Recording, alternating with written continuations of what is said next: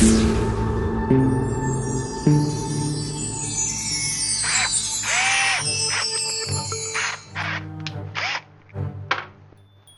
you glad that tools don't talk to you? Because I was just thinking, I grabbed one of these like 12 bits, and I don't hardly ever use this one.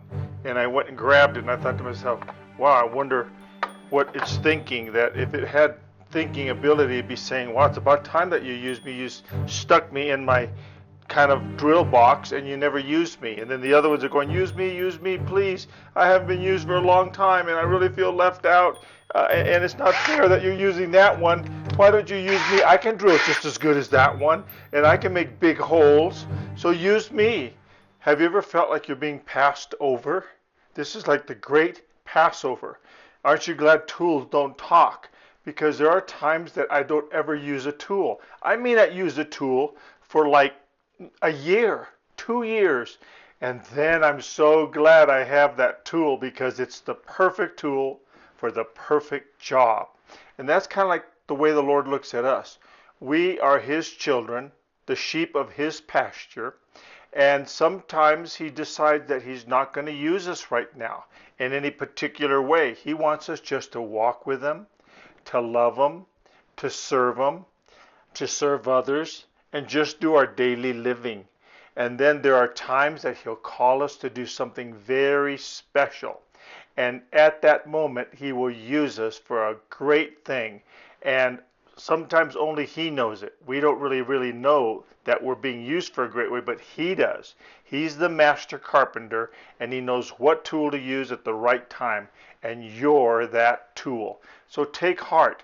You may be feeling, well, it's not fair that I'm not getting a promotion at work. Why does that person get it and I don't get it? That's human nature. We're thinking we're being left out. But God has a plan and we have to trust Him. You know, God sometimes uses these things to test us. What about Joseph's brothers? They were jealous that the father favored Joseph. He had the coat of many colors and they didn't get the coat. And why was Joseph so special? And isn't that just like human nature, that we're kind of grieved that somebody's being used and we're not? Think of Jesus going up to the mountain and He took Peter, James, and John, but He didn't take Andrew, Bartholomew, Philip, Thaddeus. Those guys go, why do they guys always go and we don't ever get to go?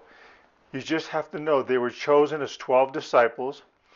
All were favored and faithful except for Judas, and God had a plan for each one of their lives, and much of their ministry took place after the resurrection. So for now, let us be content with such things as we have. Godliness with contentment is great gain. We need to know that we can just trust the Master. He knows best. I leave you with this word to pause and ponder.